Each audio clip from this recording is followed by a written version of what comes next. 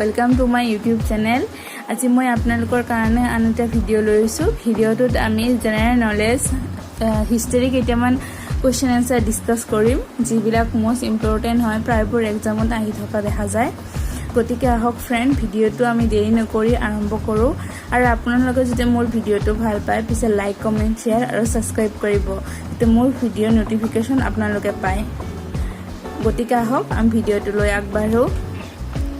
ইয়াতে এক নম্বৰটো দিছে বিক্ৰমাদিত্য উপাধি গ্ৰহণ কৰিছিল। ফাৰ্ষ্ট অপশন প্ৰথম Chandragupta, second option Samudragupta, third option দ্বিতীয় চন্দ্ৰগুপ্ত। ৰাইট অপশনটো হ'ব দ্বিতীয় চন্দ্ৰগুপ্ত। তেওঁ বিক্ৰমাদিত্য উপাধি গ্ৰহণ কৰিছিল। 2 নম্বৰটো দিছে ভাৰতীয় নেপোলিয়ান কাক আখ্যা দিয়া হয়। ফাৰ্ষ্ট অপশন দিছে সমুদ্ৰগুপ্ত, সেকেন্ড অপশন দিছে বিক্ৰমাদিত্য, থাৰ্ড অপশন দিছে প্ৰথম চন্দ্ৰগুপ্ত। ইয়াৰ ৰাইট অপশনটো হ'ব সমুদ্ৰগুপ্ত। অৰ্থাৎ সমুদ্ৰগুপ্ত আমি ভাৰতীয় নেপোলিয়ান বুলি আখ্যা দিয়া হয়। 3 নম্বৰটো দিছে যে মগধ ৰাজ্যৰ ৰাজধানী আছিল। ফাৰ্ষ্ট অপশন কোনো, second option Orissa, third option Pataliputra.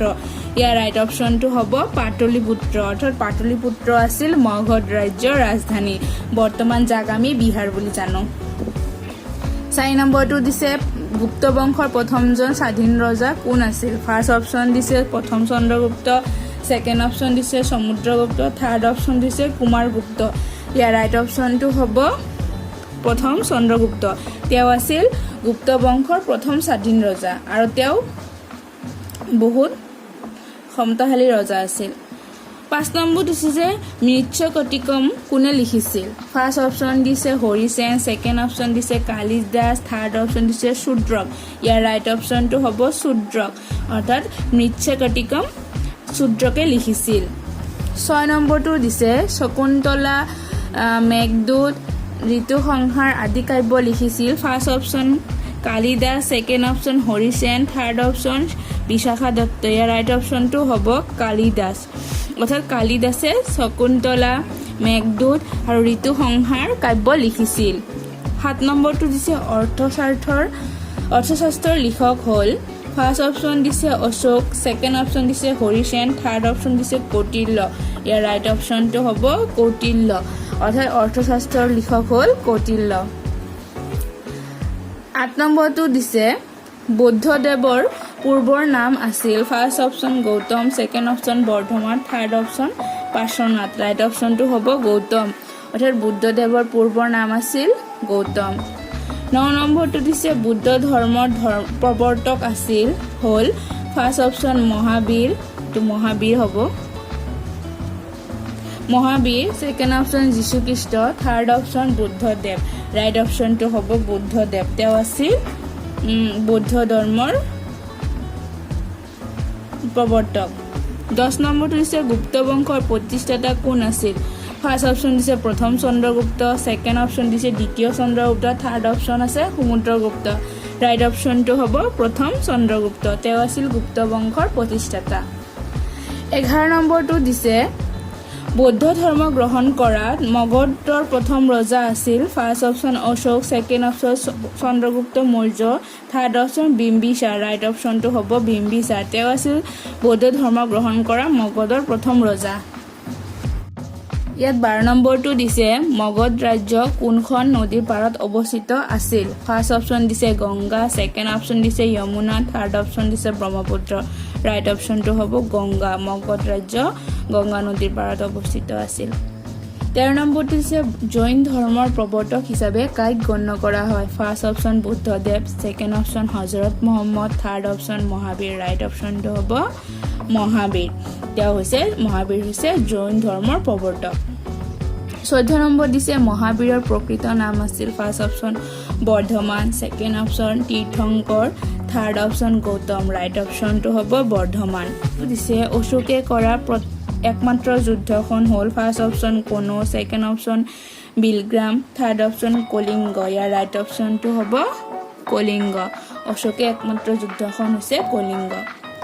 16 নম্বৰটো দিছে চন্দ্ৰগুপ্ত মৌৰ্যই পৰাস্ত কৰা গ্ৰীক শাসনকৰ্তাজন হ'ল। ফাৰ্ষ্ট অপশন দিছে চেলুকছ, সেকেন্ড অপশন দিছে কনিষ্ক, থাৰ্ড অপশন দিছে আলেকজেণ্ডাৰ। ৰাইট অপশনটো হ'ব চেলুকছ নামৰ গ্ৰীক শাসনকৰ্তাজনক চন্দ্ৰগুপ্ত মৌৰ্যই পৰাস্ত কৰিছিল। 17 নম্বৰটো হৈছে মহাৰাজাধিৰাজা বুলি কাক কোৱা হৈছিল? First option Samudragupta, second option প্ৰথম চন্দ্ৰগুপ্ত, থাৰ্ড অপশ্যন দ্বিতীয় চন্দ্ৰগুপ্ত। ইয়াৰ ৰাইট অপশ্যনটো হ'ব প্ৰথম চন্দ্ৰগুপ্ত। তেওঁক মহাৰাজাধিৰাজা বুলি কোৱা হৈছিল। আৰু প্ৰথম চন্দ্ৰগুপ্ত আছিল গুপ্ত বংশৰ প্ৰতিষ্ঠাতা, মনত ৰাখিব। 18 নম্বৰটো দিছে প্ৰথম চন্দ্ৰগুপ্তৰ দেউতাকৰ নাম কি আছিল? ফাৰ্ষ্ট অপশ্যন দিছে ঘাটকাছা, ছেকেণ্ড অপশ্যন দিছে সমুদ্ৰগুপ্ত, থাৰ্ড অপশ্যন দিছে হৰিচেন। ৰাইট অপশ্যনটো হ'ব এ ঘাটকাছা। 19 নম্বৰটো দিছে গুপ্ত বংশৰ শেষ ৰজাজনৰ নাম কি? ফাৰ্ষ্ট অপশ্যন দিছে ভিন্নগুপ্ত, ছেকেণ্ড অপশ্যন দিছে বিষ্ণুগুপ্ত, থাৰ্ড অপশ্যন দিছে কুমাৰগুপ্ত 3। ইয়াৰ ৰাইট অপশ্যনটো হ'ব B2। 2 নম্বৰটো বিষ্ণুগুপ্ত হৈছে গুপ্ত বংশৰ শেষৰ ৰজা। 320ৰ পৰা 466 চিলৈ ৰাজত্ব কৰিছিল। আৰু কিছুমান কিতাপত লিখা আছে 319ৰ পৰা 540 চিলৈ গুপ্ত বংশ ৰাজত্ব কৰিছিল। 20 নম্বৰটো দিছে ফাহিয়ান কোনজন গুপ্ত ৰজাৰ দিনত ভাৰতলৈ আহিছিল? ফাৰ্ষ্ট অপশ্যন দিছে প্ৰথম চন্দ্ৰগুপ্ত, ছেকেণ্ড অপশ্যন দিছে সমুদ্ৰগুপ্ত, 3 নম্বৰ দিছে দ্বিতীয় চন্দ্ৰগুপ্ত। ৰাইট অপশ্যনটো হ'ব দ্বিতীয় চন্দ্ৰগুপ্ত। দ্বিতীয় চন্দ্ৰগুপ্তৰ সময়ত ফাহিয়ান গুপ্ত ৰজাৰ দিনত ভাৰতলৈ আহিছিল। গতিকে ফ্ৰেণ্ড, ভিডিঅ'টো আজি ইমানতে সামৰিলোঁ। আশা কৰোঁ ভিডিঅ'টো চাই আপোনালোকে ভাল পাব। আৰু প্ৰায়বোৰ এইটো মষ্ট ইম্পৰ্টেণ্ট হয় যিকেইটা কুৱেশ্যন আমি ডিছকাছ কৰিছোঁ। গতিকে ফ্ৰেণ্ড, ভিডিঅ'টো ভাল পাই নিজৰ ফ্ৰেণ্ডসমূহৰ মাজতো শ্বেয়াৰ কৰিব। গতিকে পুনৰ লগ পাম আন এটা ভিডিঅ'লৈ। আজিলৈ আহিছোঁ, বাই।